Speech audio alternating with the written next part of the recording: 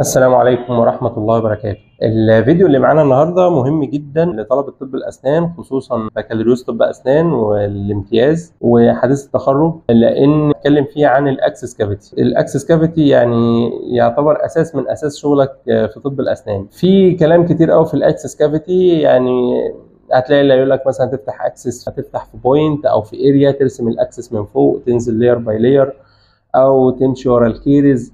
هتلاقي فيه كلام كتير قوي، ولكن احنا عايزين يعني نكون شغالين ساينتفك، بحيث انت لما هتطبق الرولز دي على اي ضرس او سنه هتفتح اكسس بكل اريحيه. هنا معانا مثال الابر 6، وهنعمل ديمو ازاي نفتح اكسس كافيتي الابر 6. الاول يعني اهم حاجه لازم تكون عارف اناتومي كويس، يعني اكسترنال اناتومي وانترنال اناتومي، ده اهم حاجه، ودي التركه الاساسيه في شغلك في الاكسس كافيتي. عندنا هنا الابر 6 الاوكلوزال تيبل بتاعه، عندنا في ميزيو باكال كاسب، عندنا ديستو باكال كاسب، ميزيو بالاتال كاسب، وديستو بالاتال كاسب، وعندنا هنا السنترال فوسا، وهنا الاوبليك ريدج. ده كده الشكل اللي انت بتشوفه لما بتيجي تشتغل، خصوصا اذا هيكون من جنبك في الميزيال ال5 وفي الديستال ال7، فانت مش شايف اي حاجه تاني.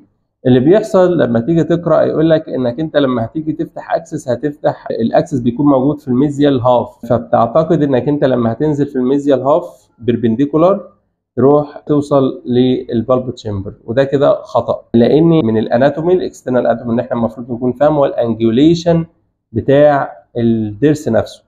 فهو الضرس من شكله من الاوكلوزال كده، ولكن انت عندك بعد الكونتاكت الضرس بيبدا يحصل له ناروينج في الويتس بتاعه في السيرفايكال اريا.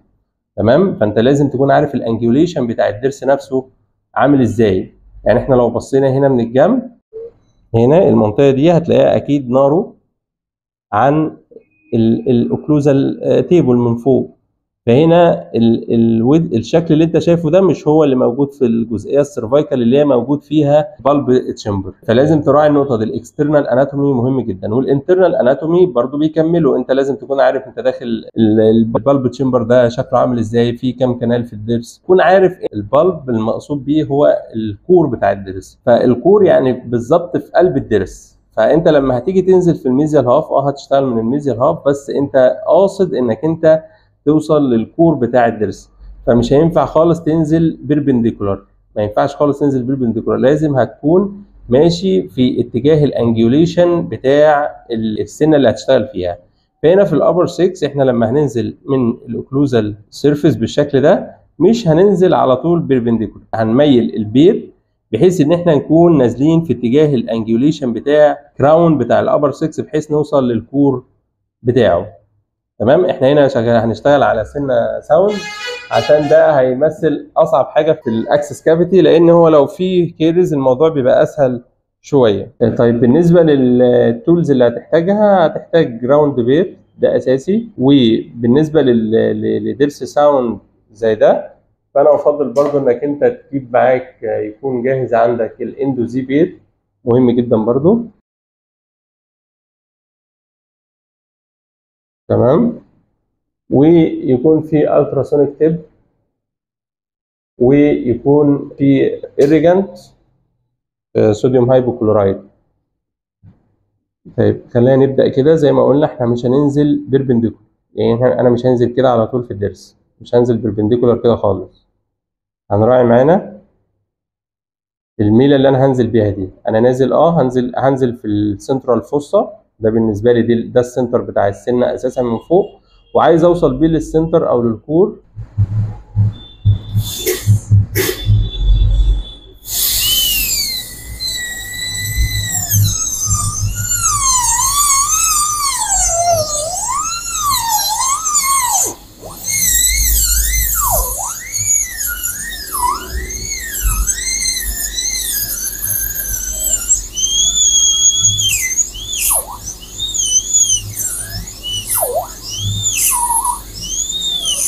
اهو نازل بميله في اتجاه الانجوليشن بتاع الضرس، بنزل لغايه ما احس بسادن دروب.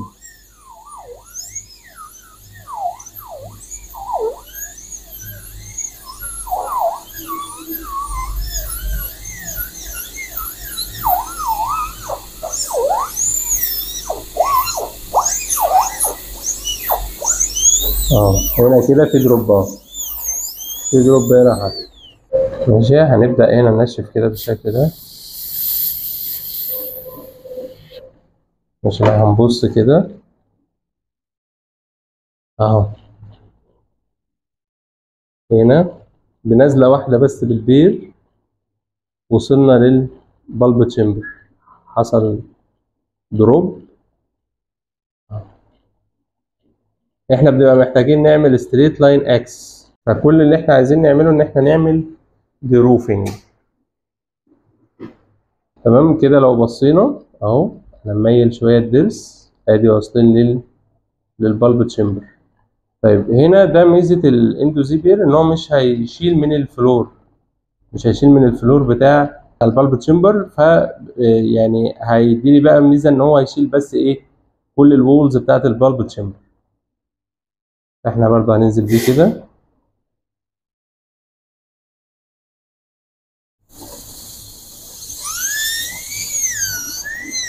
بحب يعني اشتغل اتجاه البلة الكنال الاول.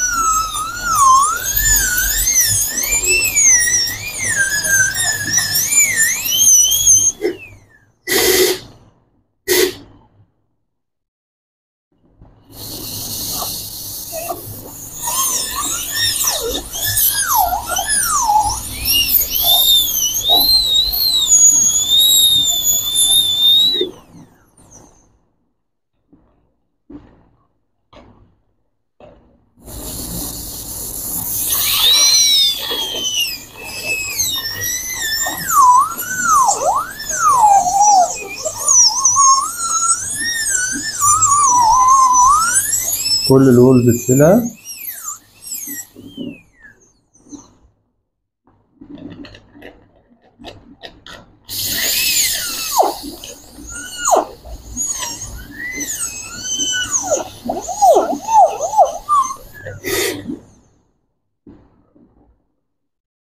ادي الماب، الدنتين ماب. لو نلاحظ هنشوفها بدأت تترسم وبتبين لي الكنالز. ادي البلة الكنالز، احنا لسه عملناش اي حاجة خالص، يا دوبك احنا بنرسم الكافيتي. زي ما قلت الاندوزيبير مهم قوي في الحالات ديت.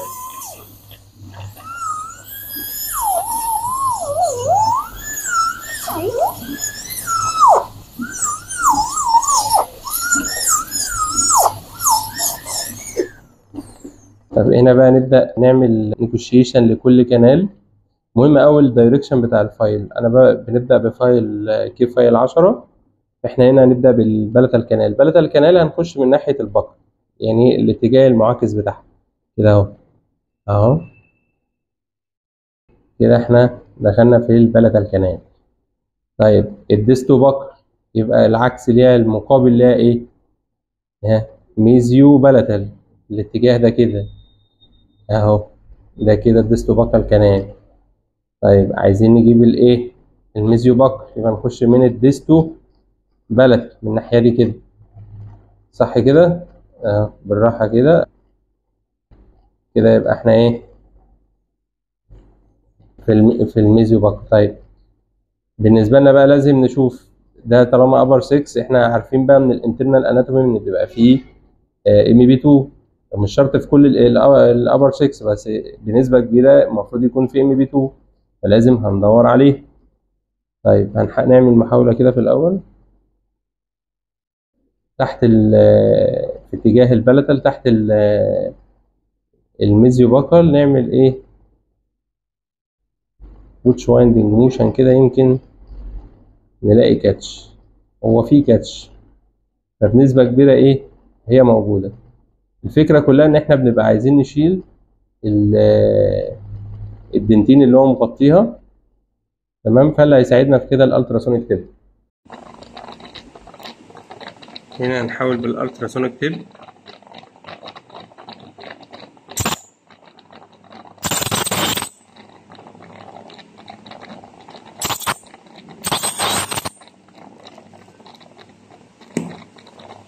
هنا لاحظت ان في لسه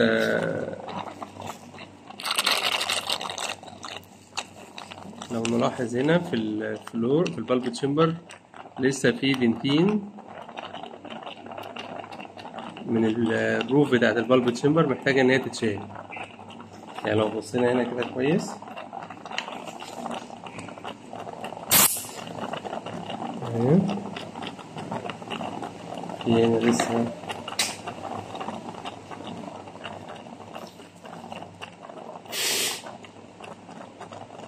الجزئية هنا دي محتاجة تتشال ما بين الميزيو باكل والديستو باكل كانال.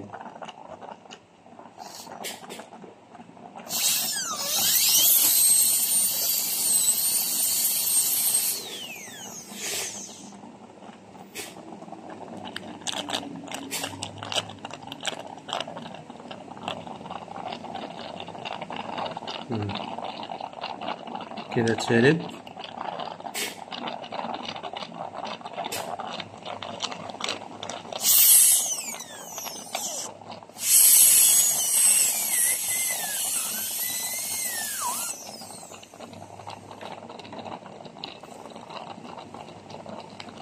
نستخدم الالتراسونيك تيب.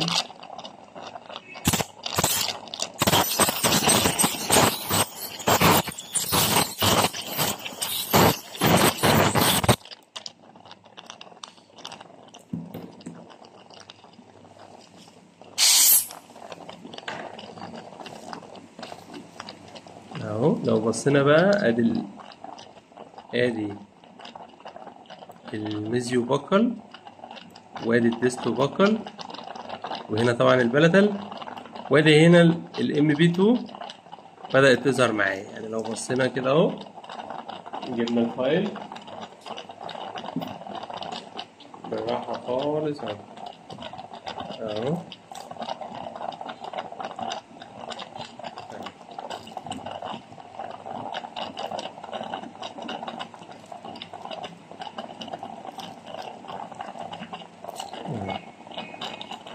هنا في المنطقة دي بالظبط. هنا ده الام بي 2